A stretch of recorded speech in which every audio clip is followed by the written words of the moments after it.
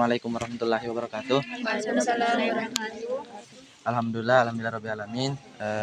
Pada kesempatan kali ini kita akan melakukan sesi podcast terkait mata kuliah pestisida dan pengaplikasiannya dan apa lagi? Mungkin terkait beberapa pertanyaan akan dilontarkan teman saya. Mungkin saya kembalikan kepada saudara dan waktu saya persilakan. Baik Pak, adapun pertanyaan saya yaitu bagaimana pengaplikasian herbisida pada tanaman kopi di sekitaran sini Pak? Ya, terima kasih pertanyaannya. Jadi untuk pengendalian gulma dengan secara kimia, kita menggunakan jenis herbisidanya Supremo dicampur dengan saya lupa itu satunya. Tapi yang umum itu Supremo. Jadi kita melakukan penyemprotan 1 kali 1 tahun untuk pengendaliannya. Jadi itu dilakukan pada saat menjelang panen. Jadi untuk menjaga supaya akses panen ini mudah. Kemudian yang berikut persaingan antara tanaman pokok dengan gulma itu bisa ditekan, sehingga kita lakukan pengendalian gulma secara kimia. Jadi begitu. Jadi itu 1 kali 1 tahun. Itu dilakukan pada sekitar bulan Mei. Ya, Mei. Kan kalau kita semprot itu kan bisa bertahan sampai 3-4 bulan baru tumbuh lagi. Ya. Nah, di situ juga di sini kan panen rayanya sekitar bulan itu. Bulan Mei Pak? Ya, bulan Mei. Jadi selebihnya untuk pengendalian gulma ya dilakukan secara manual dengan menggunakan mesin babat dan parang. Itu 2 kali. 2 kali setahun? 2 kali setahun.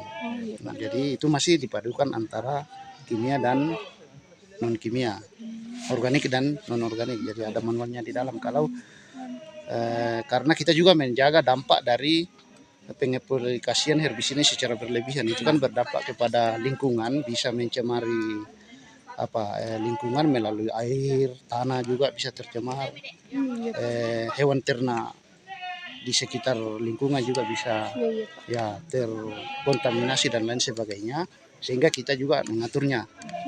Jadi begitu. Nah, untuk herbisida yang digunakan adalah herbisida jenis sistemik.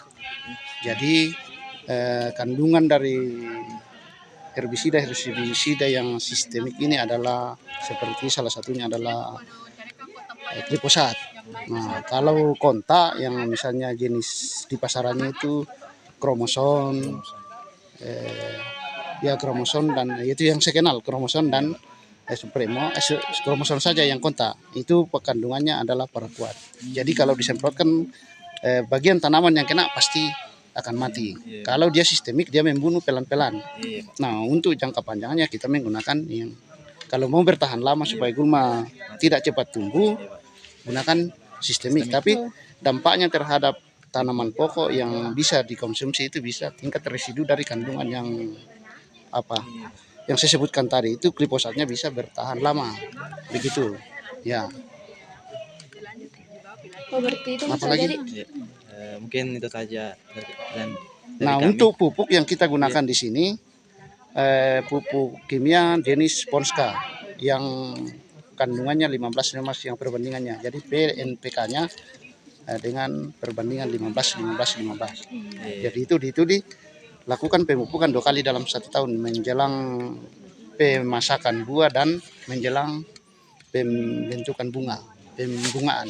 Jadi itu. Jadi ini kan pupuk ini diberikan, itu kan ada istilahnya 5 T yang pupuk itu, jadi tepat dosis. Kalau terbalik-balik yang penting 5 T itu tepat dosis, tetap sasaran, tepat jenis, tepat metode, dan apalagi satu itu tepat waktu. Ya, itu. Jadi itu prinsip pemupukan, jadi itu yang perlu.